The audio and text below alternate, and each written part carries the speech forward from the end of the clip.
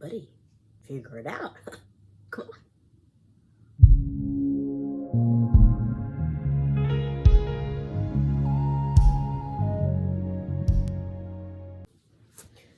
Number 3, bruh. Number 3, that art piece. With that one, I wanted to really, show that, like in the back it says, let there be, let there be, let there be, because I'm still talking about how he spoke and created everything.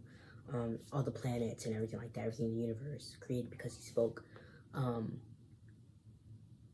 I wanted to kind of hit on the topic of like science and math, because there's a lot of thought out there that tries to make the two oppose, but I don't think they can.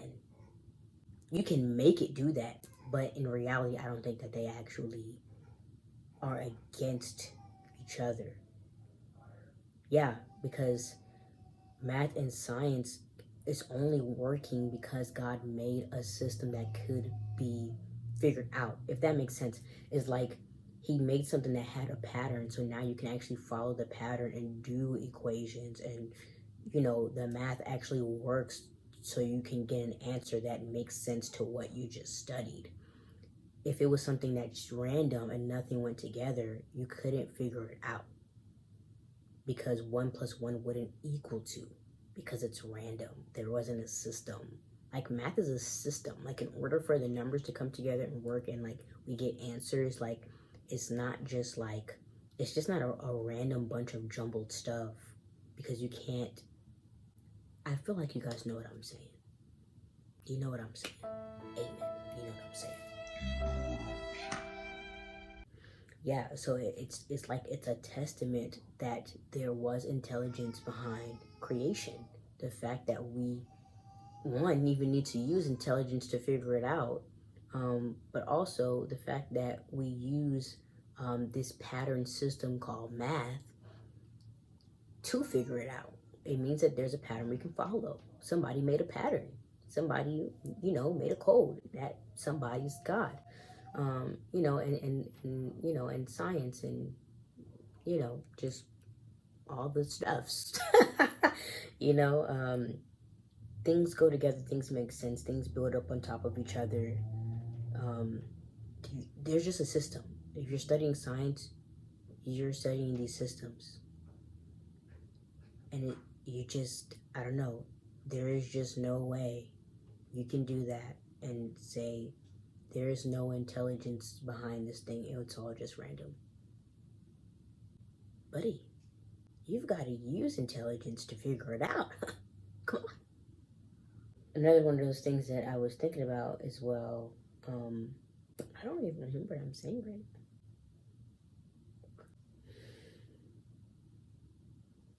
The math, the science.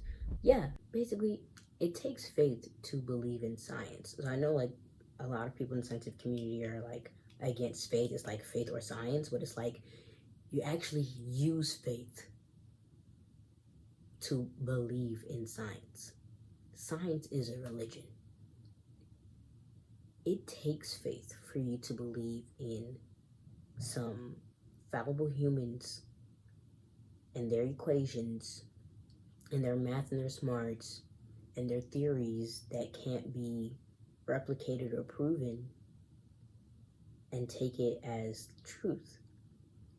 And I had this one professor saying like that was actually why he did believe in it, because like it'll keep being updated. Like, okay, they found out this is wrong, and they update and say this is actually true. But the problem with that is we go around and we teach it as like it's true until somebody says this is actually not true. And so there actually isn't any anchor in any of it that it is true. You're literally teaching that it's true by faith. You're teaching that it's facts by faith, because you don't actually know. And in the next couple of years, they could say that was actually completely wrong, and this is actually true. But 2 years ago, before that happened, you were like, basically preaching it to the death, as if it is just true. And so I just, like that's faith. That's faith. And that's a religion. Yeah. And just, yeah, the fact that we can really think that everything was made by, just an explosion by happenstance, and that these different like chemical reactions happen that just spark some life,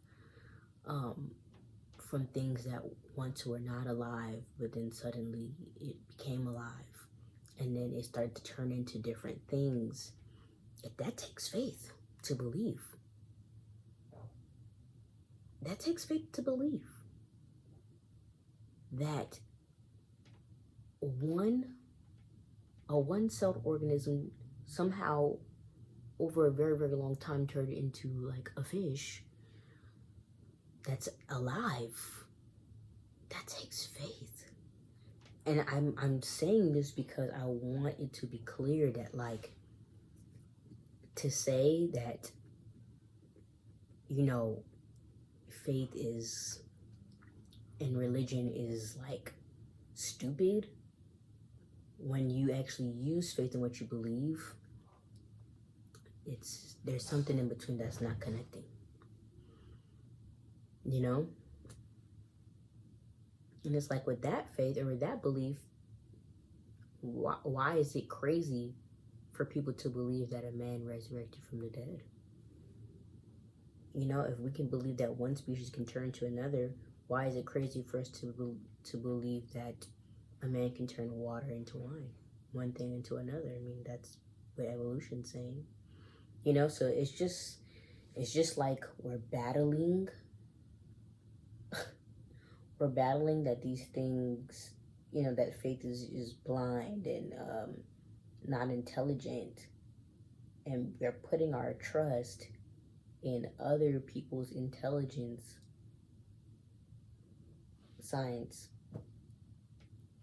when it just as much don't add up.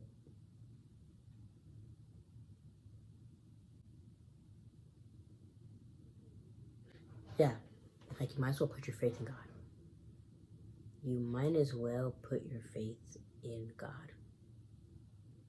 You might as well put that faith to good use. Because the reality is, you don't not believe in God. You think God is wicked. You don't like who God is. And so you don't want to believe in that. And so you choose to believe in something else. It's not really not believing. It's not faith. It's not belief. It's not religion. It's just a different religion, a different belief in something else. But if you dare to address what you actually feel about God,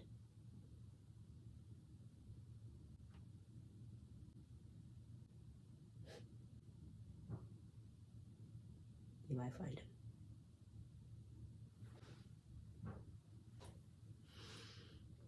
That's it, folks. That's it.